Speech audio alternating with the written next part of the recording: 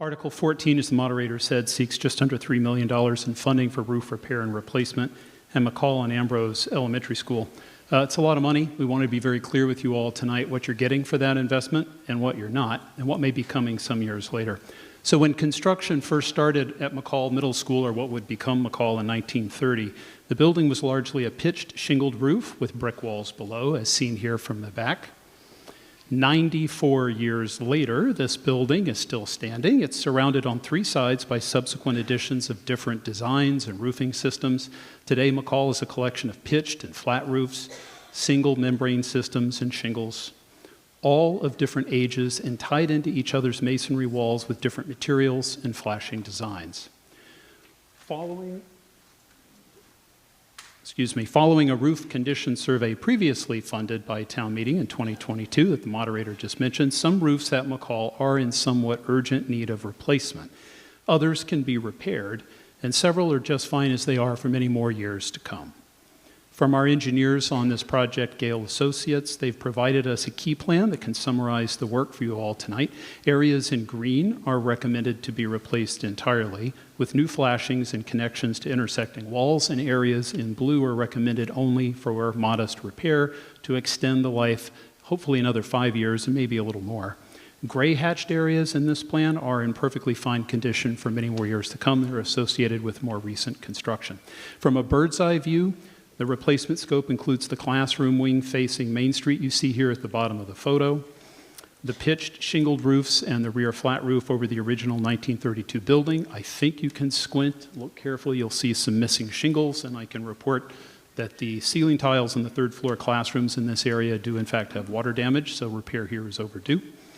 Replacement also includes the pitched roof over the atrium space in the 1998 library wing addition. But the flat roof that you see around this element, as well as the flat roofs over the auditorium, the gym, and many of the supporting spaces, only require limited repair.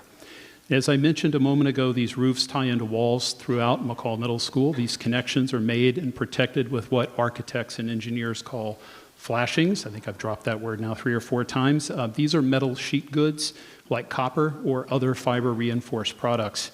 Everywhere where roofs meet these walls, every location has been evaluated, and flashings will be repaired or replaced where necessary. They're as much an integral part of the building as the roof and keeping water out of the building, and that's the goal. This includes areas where roofs intersect architectural elements like the cupola atop the 1932 building, or many of the decorative precast elements that you see from Main Street as well.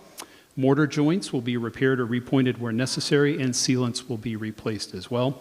Basically, every intersection of materials and every opening at or above the roof line has been carefully evaluated and will be addressed in this early phase of work.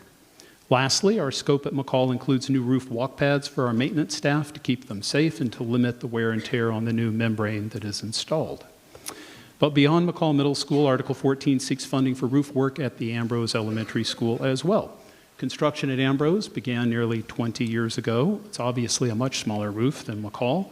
The roofs at Ambrose are all flat membrane type, and they're in generally good to fair condition, although the survey did identify some areas in need of repair, with one small area or two actually needing replacement.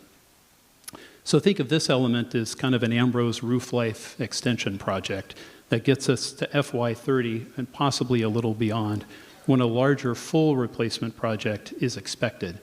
And this would be about 25 years after the project was completed, and we think that's a pretty good return on investment. Aside from membrane repair at many of the school's roofs, the limited replacement is shown here. These are lower roofs with limited sun and snow melt. In the bird's eye view, you can see the original low vestibule roof at the top of this image, and the roofs at left and right are actually part of the 2009 modular classroom project. And while these modular classroom spaces are approaching 15 years old, they have plenty of life left in them, and we need to complete the roof drain and membrane replacement to keep water out of this area of the building as well.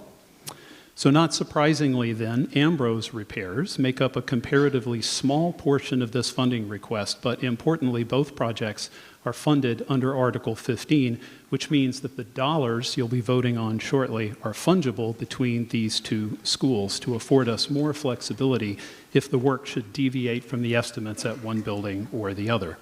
And as the moderator noted, this funding request includes a transfer of $1,935,000 from the Building Stabilization Fund and issuance of general obligation bonds of up to $1,025,000. The Capital Planning Committee asks for your support of Article 14, and we welcome your questions tonight. Thank you very much. The moderator has been informed that the school committee, as you can expect, recommends favorable action along with the Finance Committee. It is moved and seconded that $2,960,000 is appropriated to pay costs of roof repair and replacement, including construction administration and engineering services, at McCall Middle School and Ambrose Elementary School, including the payment of all costs incidental and related thereto.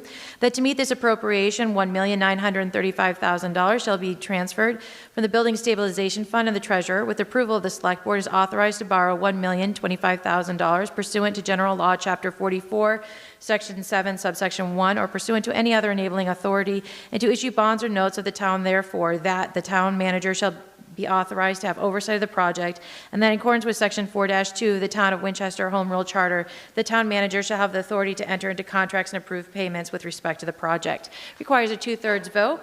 Any questions or comments? Seeing no one rise, all those in favor? Aye. All those opposed? The ayes have it, and the motion passes unanimously.